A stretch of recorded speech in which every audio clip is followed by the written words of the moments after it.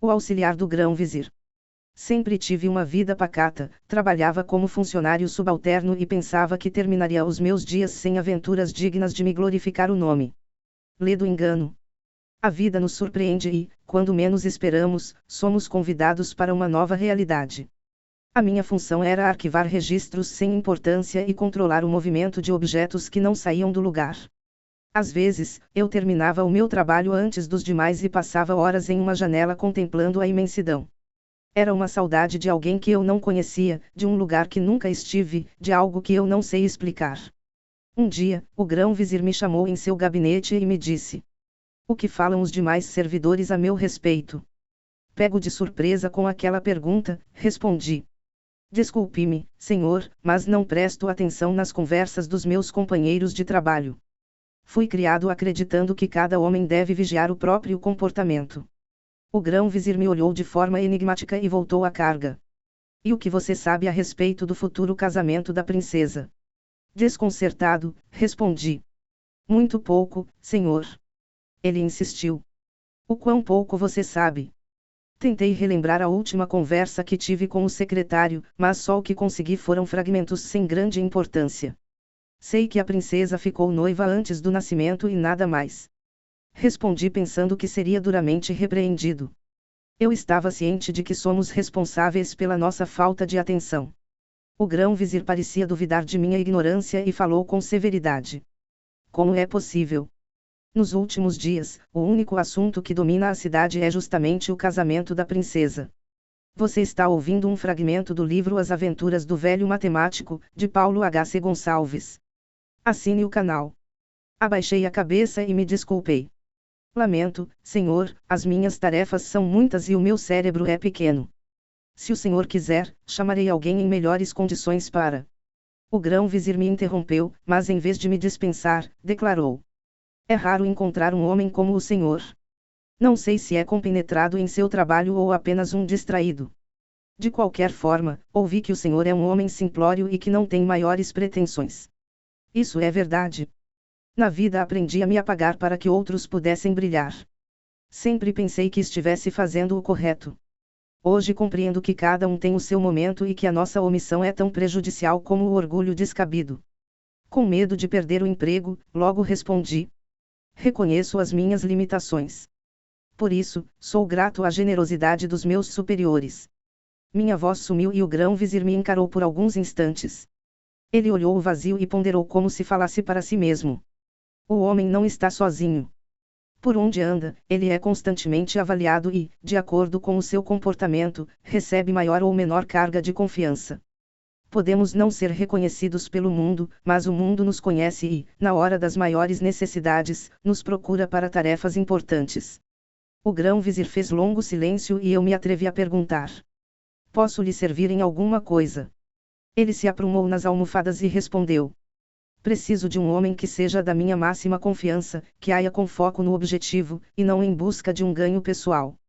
De todos os servidores com quem falei, somente você se demonstrou em condições de me assistir. Eu sei, pelos seus companheiros de ofício, que você executa as tarefas sem chamar atenção. Fala o necessário e não descansa sem concluir um trabalho. Feliz o homem que age com moderação. O mundo não o alardeia, mas ele é reconhecido por Deus." Você está ouvindo um fragmento do livro As Aventuras do Velho Matemático, de Paulo H.C. Gonçalves. Assine o canal. O grão-vizir silenciou e ficou olhando o vazio como se recordasse de algum momento perdido no tempo. Cada vez mais confuso, declarei: "Estou à tua disposição. Se quiser, poderei organizar a correspondência ou arquivar os papéis." Ele sorriu e disse: "Eu tenho em mente outra tarefa para o senhor. Você será meu subordinado direto e responderá somente a mim." "Não entendo, senhor." "Não há o que entender. A sua responsabilidade aumentou. Você me representará dentro e fora do palácio." Tentei me excusar. "Não se coloca água em um jarro furado e nem o tesouro na mão de um menino. Sou mero organizador de pergaminhos, não creio ter a habilidade apropriada para o serviço." O grão-vizir foi enfático: "Não me faça perder tempo. A escolha não é sua, porém minha. Ele pegou uma caixa ovalada e continuou: agora, vou lhe falar a respeito de um assunto muito importante e que não deve ser discutido até que tudo esteja resolvido. Ele se inclinou em minha direção e disse em um tom de voz baixa: todo mundo sabe que o noivo da princesa é um príncipe estrangeiro e que virá para a nossa cidade na época do casamento. O que ninguém sabe é que ele já veio e foi sequestrado por bandidos. Preciso que o senhor pague o resgate e traga, em segurança, o príncipe para o nosso palácio. Pensei um pouco, respirei fundo e falei: somos instrumentos nas mãos de Deus. Que seja feita a divina vontade. Muito bem. Creio que fiz a escolha certa. O Senhor não prometeu o que não sabe se poderá cumprir e desta vez não tentou fugir do desafio com uma falsa modéstia. Bendito é o homem que conhece as próprias limitações e que enfrenta os problemas que se apresentam. O grão-vizir abriu a caixa e dela retirou um anel igual ao que ele usava. Por algum tempo me esclareceu o quanto sabia a respeito do sequestro do príncipe, deu-me algumas ordens e inúmeras recomendações. Saí do escritório do grão-vizir com o anel no dedo e com o poder sobre inúmeros servidores. Ah! Meus amigos, o homem deveria ser consciente de suas limitações. Eu nunca havia usado o poder e, por isso, não sabia como me comportar. Optei por não impor minha vontade. Tratei todos com respeito e não agi nem a quem e nem além do que me foi pedido. É uma pena que muitos se deixam vencer pela soberba. Creem que são os donos do mundo e se envaidecem por um poder que mais cedo ou mais tarde lhes será tirado. Nenhum homem é eternamente soberano e todo filho, um dia, poderá se tornar um pai. Assim que coloquei em ordem os meus pensamentos, apanhei o bilhete do resgate, que estava guardado com o secretário, e me dirigi ao andar inferior onde moravam os diplomatas. Você está ouvindo um fragmento do livro As Aventuras do Velho Matemático, de Paulo H.C. Gonçalves. Assine o canal. Enquanto caminhava, li e reli o seguinte bilhete. Estamos de posse do novo embaixador. Caso queiram recebê-lo com vida, entreguem 5.000 moedas de ouro na barraca de tapetes, que fica na saída sul da cidade. Estaremos no local no primeiro dia da semana, após a segunda oração. Ao chegar aos aposentos do embaixador, pedi que anunciassem a minha presença e fiquei próximo a uma janela contemplando o universo. Creio que não exista maior prova da insignificância do homem do que contemplar as estrelas. Não demorou e um escravo de porte avantajado me conduziu para amplo salão. Poderoso é Deus, que coordena todas as coisas. Falei, assim que reconheci o importante estrangeiro. E que ele tenha misericórdia de nossas almas e nos acolha em seu reino de amor. Foi a resposta oferecida pelo diplomata. Embora não fosse uma festa, o clima era alegre, com música ambiente e pessoas conversando. O senhor não teria um lugar reservado onde pudéssemos conversar? Perguntei enquanto os curiosos desviavam o olhar. O assunto que me traz aqui exige discrição e nunca devemos menosprezar a prudência. O embaixador me conduziu até um escritório sem janelas e trancou a porta. Notei que o ambiente possuía algo de misterioso. Uma leve brisa renovava o ar ao mesmo tempo em que trazia uma suave fragrância. De onde vinha aquela brisa? Não sei responder. Outro detalhe digno de registro é que naquele quarto havia apenas uma pequena lâmpada de azeite, mas um conjunto de cristais e espelhos, cuidadosamente posicionados, garantia a boa iluminação do ambiente. Não é de hoje que a engenhosidade humana traz conforto e esperança para a humanidade. Aqui poderemos conversar sem o risco de sermos incomodados. Disse-me o embaixador, que me convidou a sentar em algumas almofadas para a que eu venho sempre que quero escrever ou meditar. Estendi o bilhete e questionei. Você já viu este pergaminho? Sim. O homem respondeu sem colocar a mão no bilhete. Ele já me foi apresentado. E o que você achou?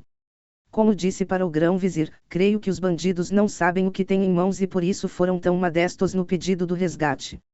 O embaixador tinha razão. A maioria dos homens tira conclusões apressadas e se deixa enganar pelas aparências. Como poderemos saber se é do príncipe de quem estão falando? Perguntei, ciente de que devemos verificar todas as possibilidades. Veja bem, o bilhete se refere a um embaixador. Por razões políticas, não posso entrar em detalhes, mas eu lhe afirmo, que sou o único embaixador que representa o meu país.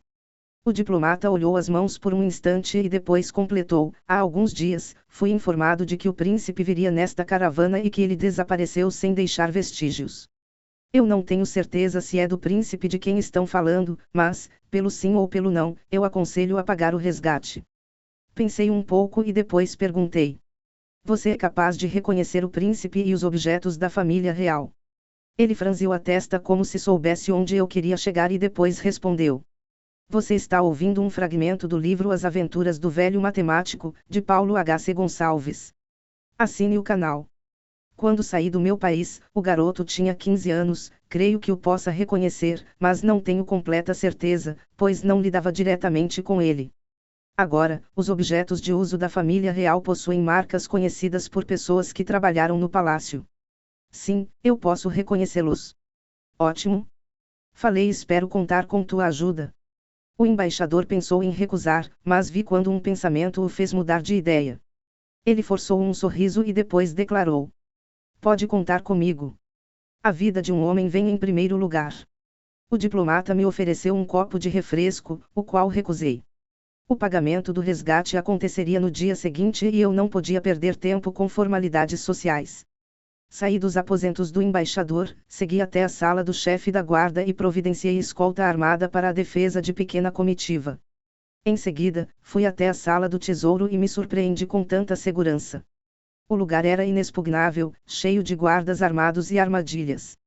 Certa vez, ouvi um boato de que um homem teria entrado nos cofres e retirado esmeraldas. Creio que tal façanha não aconteceu, pois a vigilância é constante e as portas são tão pesadas que nem mesmo os 5 homens fortes conseguiriam movê-las.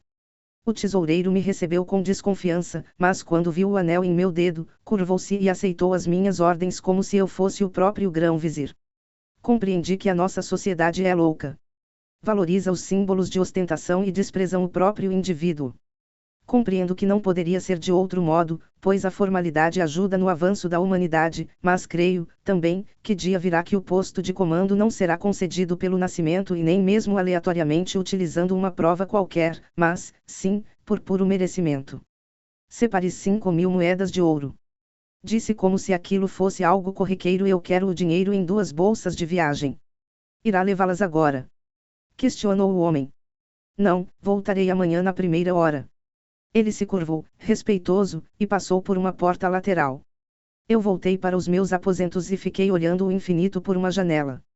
Lá fora, a lua, com todo o seu brilho, dissipava a escuridão. Estrelas enfeitavam o céu e nuvens esparsas davam maior beleza ao conjunto.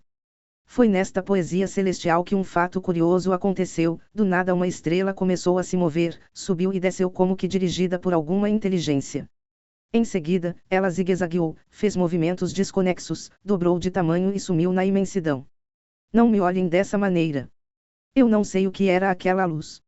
Se alguém me contasse, eu também não acreditaria. Existem mistérios na natureza que o homem está longe de compreender. Sábio é quem busca uma explicação. Louco quem ridiculariza o que não se dá ao trabalho de compreender. Passei a noite em claro pensando no estranho fenômeno e nos problemas que teria que enfrentar. Você está ouvindo um fragmento do livro As Aventuras do Velho Matemático, de Paulo H.C. Gonçalves. Assine o canal. No dia seguinte, levantei muito antes do sol nascer, meditei, fiz minhas preces e segui para a tesouraria onde o tesoureiro já me esperava com o dinheiro do resgate. Daí a pouco, eu estava na praça central, seguido do embaixador e 10 homens armados até os dentes. Mas não pense que esta era toda a nossa segurança. No meio da multidão havia soldados disfarçados e homens do palácio. Ao chegar ao local indicado, encontrei uma tenda contendo inúmeros tapetes. Quem olhasse de longe pensaria que eram apenas comerciantes querendo ganhar algum dinheiro. Porém, na verdade, eram ladrões que não mediam esforços para iludir e roubar. Assim que me identifiquei, fui conduzido para o interior da tenda e o embaixador foi comigo. Vida longa e próspera para os amigos que agora encontro, falou um homem de idade avançada que representava o grupo dos bandidos. E que Deus, o misericordioso por excelência, tenha piedade de vossa alma, respondi, sem fraquejar. O velho riu mostrando uma boca banguela. Eu noto que o amigo é espirituoso. Será um prazer fazer negócios com você. Quem sabe? Você está ouvindo um fragmento do livro As Aventuras do Velho Matemático, de Paulo H.C. Gonçalves. Assine o canal. Eu o interrompi antes que ele prosseguisse. Se aqui estou é para cumprir um dever de caridade. Vim pagar o resgate e não tenho pretensões de fazer outros negócios com pessoas de tua laia. Você pode considerar-se imune nas práticas do crime, mas saiba que a justiça sempre alcança o criminoso. O velho perdeu o sorriso. Deixe-me ver o dinheiro, ordenou ele de forma enérgica. O embaixador parecia assustado, segurou meu braço, mas não disse nada. Eu descobri que cada pessoa reage ao medo de maneira diferente. Alguns agridem, outros fogem. Outros, ainda, nada fazem, como se não pertencessem a este mundo. Feliz o homem que consegue dominar o medo e que usa esse dom para o progresso da humanidade. Falei com igual energia. Primeiro quero uma prova de que vocês estão com o estrangeiro. Não tente me enganar. Disse o velho com uma estranha expressão. Sei muito bem com quem estou. Um escravo me contou que meu prisioneiro veio para a cerimônia do casamento. A princípio, pensei que ele fosse alguém da realeza, mas os seus modos eram estranhos. Examinando melhor, notei que ele falava como um caixeiro viajante e se vestia como nobre, logo concluí que ele só poderia ser um embaixador. Sem titubear, falei. Não sei de quem se trata. Ele deve ser um estrangeiro qualquer, mas por uma questão de caridade, resolvemos pagar o resgate. Isso é, se você for capaz de provar a origem do prisioneiro. O velho fez um sinal para um auxiliar e depois falou. Creio que isso seja o suficiente. O auxiliar desenrolou um tapete que continha inúmeros objetos pessoais do príncipe, entre eles, uma taça, uma espada e algumas roupas. O embaixador examinou as peças, sempre sob o olhar atento dos bandidos e depois fez sinal afirmativo para mim.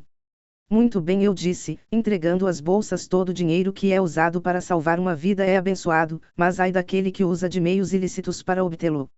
Os olhos do velho brilharam ao ver as moedas. Agiremos como das outras vezes. Assim que eu voltar para o meu acampamento, mandarei soltar o prisioneiro. Para facilitar a vossa procura, ele será amarrado em um camelo e levado para a lateral norte da montanha. Não tente nos enganar. Ameacei: se o prisioneiro não for encontrado, chefiarei pessoalmente um exército e lhe perseguirei até os confins da terra. Eu sei que não é assim que se deve tratar um desequilibrado, mas também não é certo perder a oportunidade para chamar a atenção. Um criminoso é um criminoso até que se arrependa dos seus crimes. Certamente, ele deverá responder perante a justiça, mas o desejo de mudar já será o primeiro passo para a liberdade. O velho entregou o dinheiro para o auxiliar e se afastou sem olhar para trás. Pensei comigo que o bandido era como tantos homens insensíveis de nossa sociedade que nada veem a não ser os próprios interesses. O velho possuía tantos crimes em sua insignificante vida que já não temia qualquer castigo. Como educar um indivíduo destes? Se faltam mecanismos na capacidade humana, não precisamos nos preocupar, pois sobram mecanismos nas leis de Deus. Assim que voltei para o palácio, o grão-vizir ordenou que inúmeros soldados vasculhassem a região indicada pelo bandido. À medida que o tempo passava, a minha preocupação aumentava. Ao cair da noite, recebemos a notícia de que o príncipe havia sido encontrado. Corri para o embaixador e falei. A prudência é uma qualidade que não podemos perder. Venha comigo, meu amigo, pois somente você, neste instante, é capaz de reconhecer o príncipe. Saímos do palácio e nos dirigimos para o comboio que entrava pela lateral norte da cidade. O embaixador examinou o homem, que estava inconsciente, e depois disse. É impossível existir no mundo dois homens com esta aparência. Este é o filho do Marajá e o noivo da princesa. Graças a Deus que ele está em segurança. Você tem certeza? Perguntei. Eu tenho certeza, ele respondeu. Você está ouvindo um fragmento do livro As Aventuras do Velho Matemático, de Paulo H.C. Gonçalves. Assine o canal. Respirei aliviado e ordenei que um soldado comunicasse ao grão-vizir que o príncipe estrangeiro havia sido encontrado e que, em breve, estaria na segurança do palácio. Ah!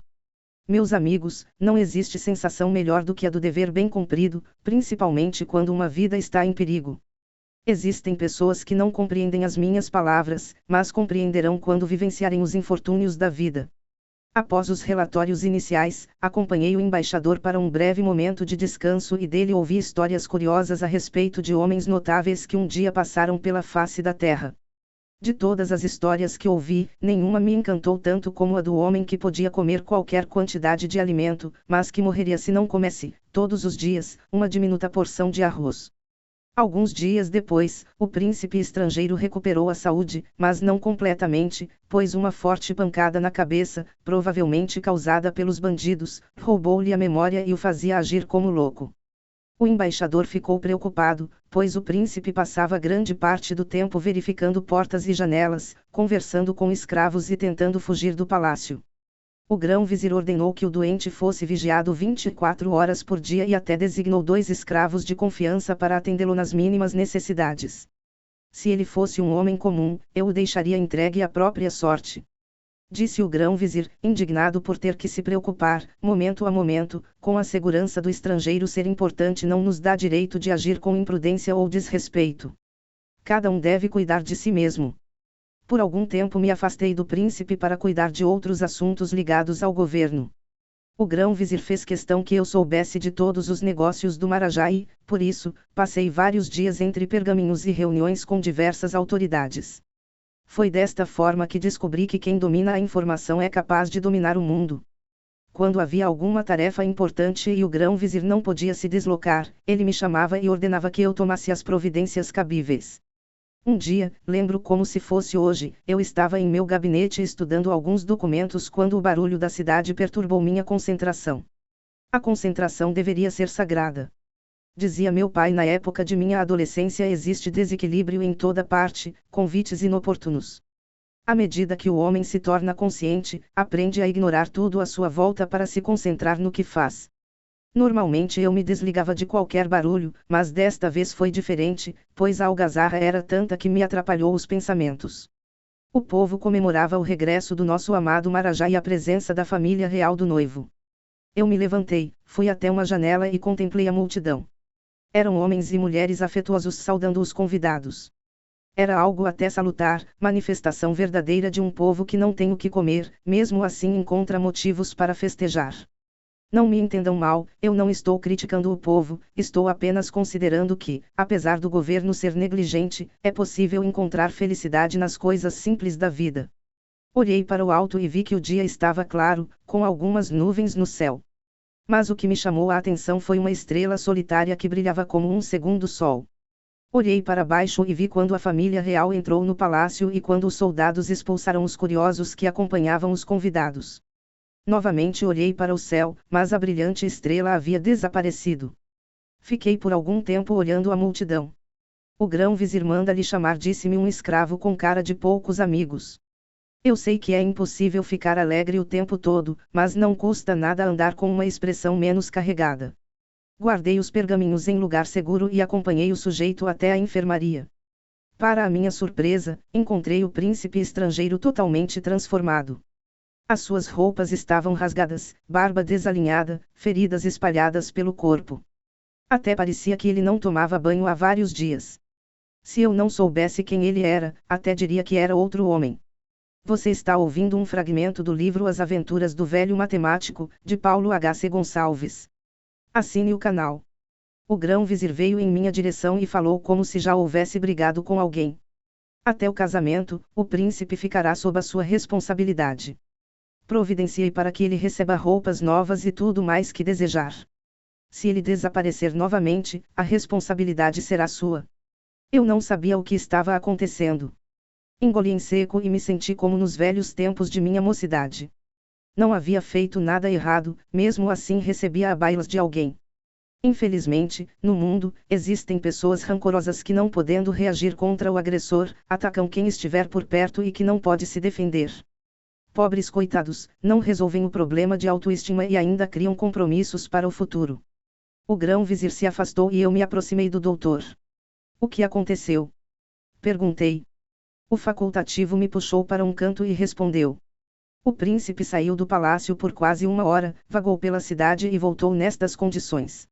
Não sei o que aconteceu. Ele afirma ser outra pessoa e acusa certo caixeiro viajante de tomar-lhe o lugar.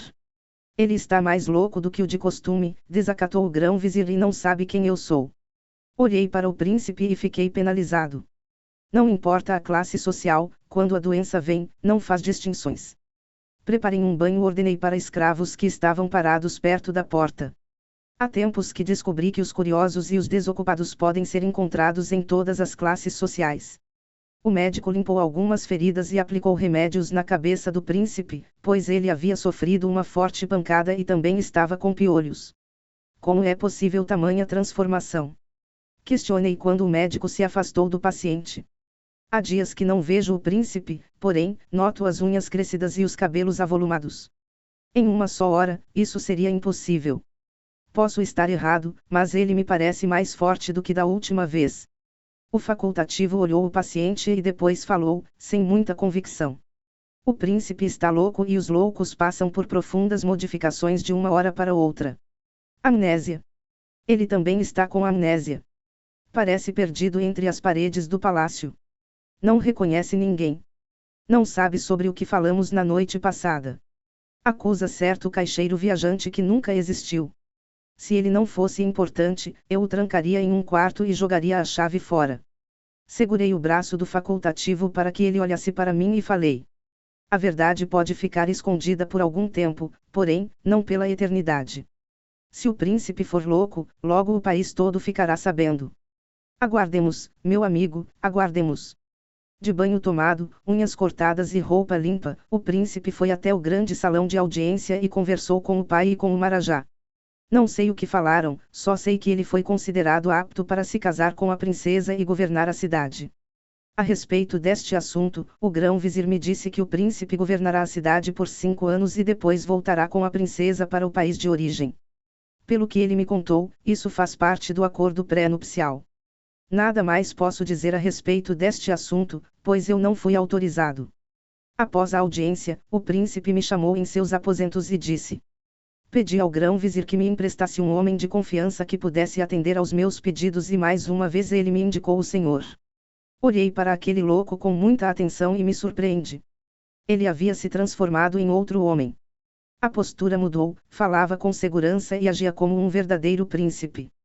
Nesta hora, compreendi que não podemos julgar um homem por sua aparência. Antes, ele vestia-se como nobre, mas tinha o comportamento de um mendigo. Naquela tarde, ele possuía a aparência de mendigo, mas o comportamento de um nobre. Estou às ordens, falei após uma ligeira reverência. Por um instante, o príncipe divagou. Ninguém acredita que eu estou falando a verdade. Que outro homem tomou o meu lugar. Pensam que estou doente. Louco. Isso agora não importa. Eu voltei ao meu lugar de direito.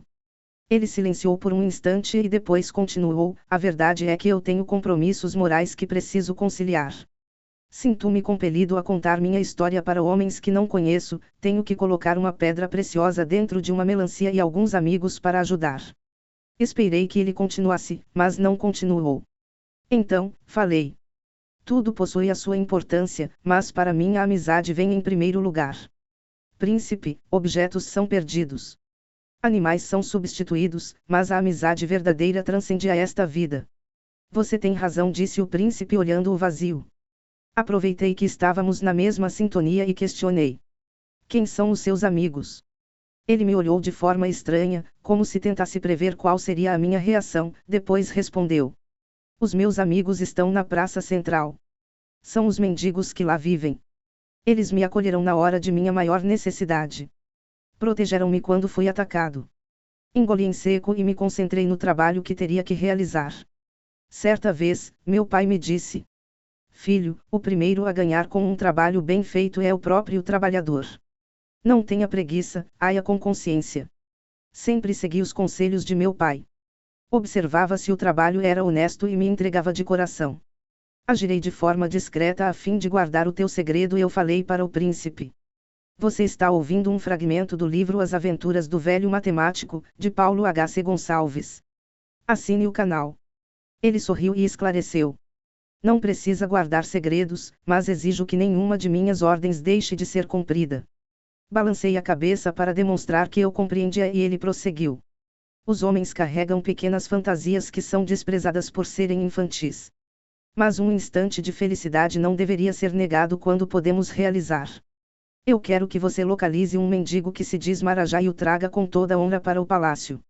Ele deverá receber vestes reais e desfilar pela cidade como um homem muito importante. Será feito, meu senhor. O príncipe prosseguiu. Eu quero que prepare um salão para um jantar muito especial.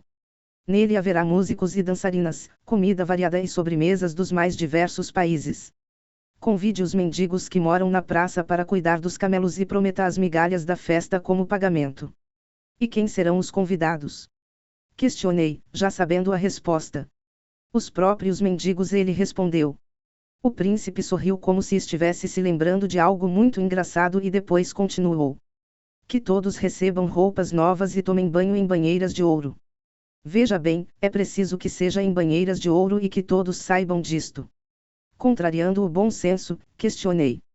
Mas será que homens comuns, que não estão acostumados com banho, irão se importar se a banheira é ou não de ouro? O príncipe me olhou de forma complacente e depois esclareceu, como se eu fosse um simples ignorante. Quando fizer algo especial, cuide para que cada detalhe também seja especial. Para meus amigos, eu quero o melhor.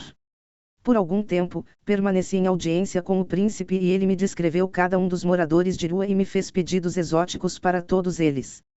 Depois, o louco saiu para colocar uma pedra preciosa em uma melancia e disse que iria à praça central contar a própria história para desconhecidos que fizeram uma aposta. À noite, cerca de 50 homens vieram até o palácio, foram limpos e vestidos de acordo com as recomendações do príncipe. Um dos desqualificados vestiu as roupas velhas debaixo das novas e outro roubou objetos sem valor. Quando me comunicaram tais fatos, pensei comigo, o sofredor está tão acostumado a maus tratos que quando recebe o devido respeito não sabe aproveitar. Quando o jantar foi servido, a música tocou e um grupo de moças dançou em homenagem aos convidados. Reparei que eles estavam maravilhados e assustados ao mesmo tempo. Todos comiam como se aquela fosse a última refeição. No primeiro momento, o príncipe se escondeu atrás de uma cortina e ouviu as conversas dos desqualificados. Depois, ele se revelou em todo o esplendor, coberto de joias e de adornos que somente um príncipe poderia usar. A comida está boa? Perguntou, sorrindo. 3 dos mendigos se levantaram e o cumprimentaram como se já o conhecessem. Que bom que você chegou, disse o mais inocente. A sua roupa é melhor do que a do homem que se diz Marajá, constatou outro. Você não vai acreditar, mas tomei banho em uma banheira de ouro, contou outro pobre coitado como se aquilo fosse a coisa mais importante do mundo. O príncipe ouviu os desqualificados por muito tempo. Em seguida, pediu silêncio e discursou. Do seu discurso, eu me recordo apenas de alguns fragmentos. Nem sempre o homem está onde gostaria, mas se ele está onde está é para o seu crescimento espiritual. A pessoa comum lamenta o que não pode controlar, o prudente aproveita para ampliar o conhecimento e o sábio permanece feliz, pois vive em harmonia em qualquer lugar. Hoje, eu retornei para meu lugar de direito.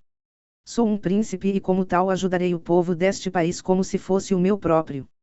Na verdade, somos todos irmãos, separados por razões alheias à nossa vontade. Dia virá que as barreiras desaparecerão, que o conhecimento será compartilhado e a discriminação se tornará coisa do passado. Daqui a alguns dias me casarei com a princesa e não sei se serei feliz em meu casamento. Ai do homem que valoriza mais os compromissos sociais do que a própria consciência. Em função deste casamento, assumirei o governo da cidade por 5 anos. Sei que é por pouco tempo, mas o que posso fazer? Nenhum governo é eterno. Por isso, os governantes deveriam ser mais conscientes do que fazem. É errado viver apagando incêndios. O certo é implementar medidas para que os incêndios não aconteçam. Não adianta matar a fome de um dia. É necessário criar mecanismos para que a fome não volte a acontecer. Nesta tarde, mandei construir um albergue onde qualquer um poderá dormir protegido pelos guardas da cidade. Mas não pensem que tal medida é paternalista, pois todos que lá chegarem farão um cadastro e serão aproveitados para o trabalho honesto. Alguns de vocês me ajudarão a dirigir esta instituição e ficarão responsáveis pela compra de alimentos, pelo cadastro dos necessitados, pela distribuição das tarefas. Eu providenciarei para que exista um médico de plantão e construirei uma escola próxima ao local.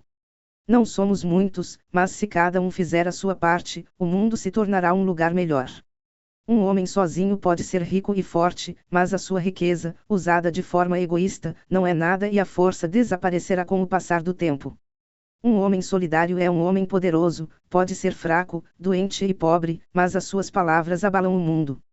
Muito mais ele falou, mas no momento eu me recordo somente dessas palavras.